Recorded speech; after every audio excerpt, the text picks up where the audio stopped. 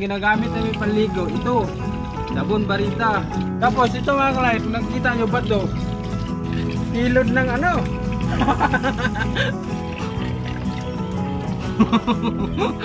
Parat kayo. Ito mga ka-life, oh, organic na shampoo to.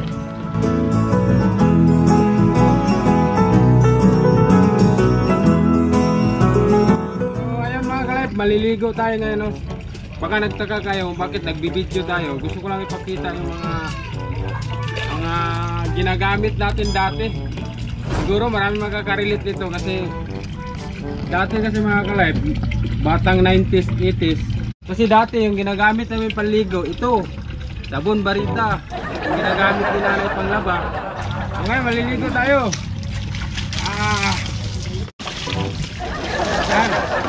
Ito, sabon. Dati di pa uso yung safeguard. Di namin alam yung may safeguard pala.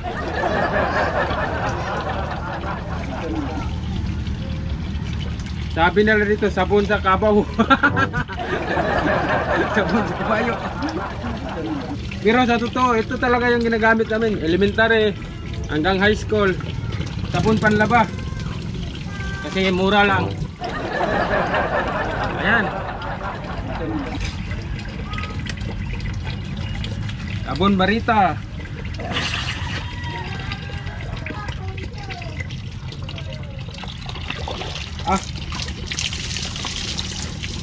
Maswerte yung mga bata ngayon kasi may mga sabon na sila pang bata, yung mga safeguard, silka. Yan. Pero kami dati, sabon panlaba talaga mga ka-life. Ito, elementary hanggang high school, sabon panlaba, sabon Barita. Tapos ito mga ka-life, nakikita nyo ba to? Ito, nangunguha kami sa ilog para pang hilod ng ano. Ito yung ginagamit na pantanggal ng dumi katawan. Yan, bato. Oh, yun, kuha ang dumi, oh. Dati nag-aaral kami, naglalakad kami sa kalsada, namumulot kami ng ganito. Minsan sa ilog kami mangunguha. Tapos, oh, gano'n. Tapos pag nakita mo na, ang dami mo ng dumi, mayroong isa. Ito, kailangan malaki. Yan, para matanggal talaga yung dumi. Dito sa mukha. Hindi, totoo, talagang siguro marami nang makaka-relate nito eh. Ito talaga yung ginagamit namin dati. Ayan. Ayan. Bato. Bato yung ginawa namin panghilod. Magsabon tayo ulit kay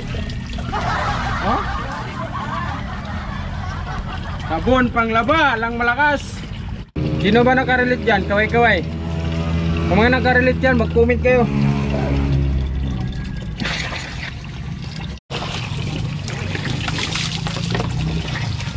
Tapos mga ka-life, dati kasi wala kami pambiling toothpaste. Pag nagtutoothbrush kami dati mga ka-life, ito lang ginagamit namin, asin.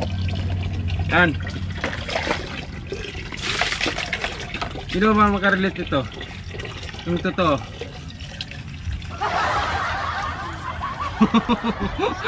Parat kayo. Pero ito yung ano naman, pantutbrush dati. Minsan nangunguha kami ng ano ba yung sabayabas. Ganyan namin. Kasi di uso yung toothbrush dati. Yan.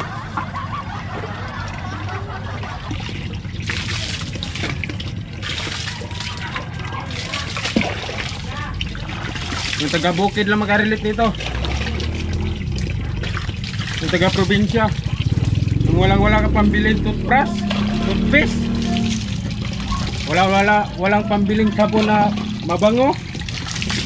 So ngayon mga ka-live, dahil tapos na tayo maligo, nakikita nyo hindi pa tayo nagsashampoo. Ngayon magsashampoo tayo, may shampoo din tayong organic. Ito, nakikita nyo ito, buko lang, walang aas. Nagawa tayo ng shampoo. Yan. Ito yung shampoo namin. Kasi nga walang pambili talaga shampoo. Uy. Habang naliligo kami dati, kakain ni kayo pag may ganito bula.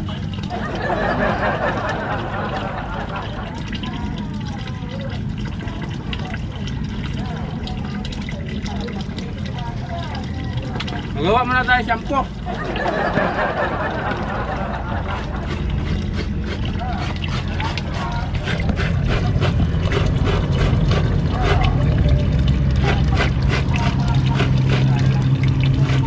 Minsan pag wala kaming ganito, kabayo, kaguran, ito kinakagat lang namin.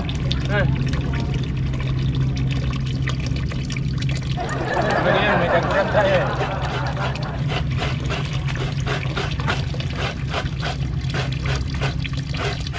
Yan, kunti lang.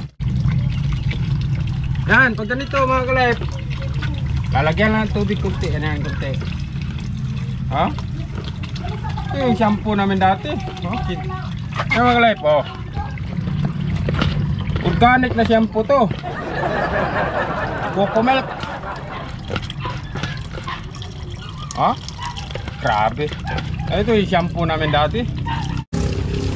May shampoo na tayo. Shampoo. Magsa-shampoo na tayo. Yan. Yan, shampoo.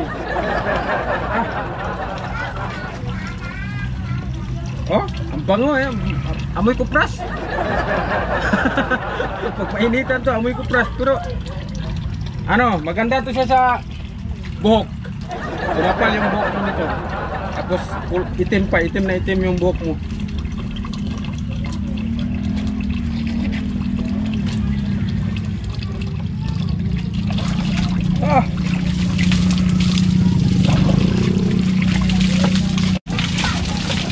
Tapos dati mga kalab, naliligo kami sa balon. Ngayon bago lang kasi itong may mga tubig na galing sa bayan. Ito gripo, pusit. Dati kasi kitabay. Smooth yung buka. Yung na malakas.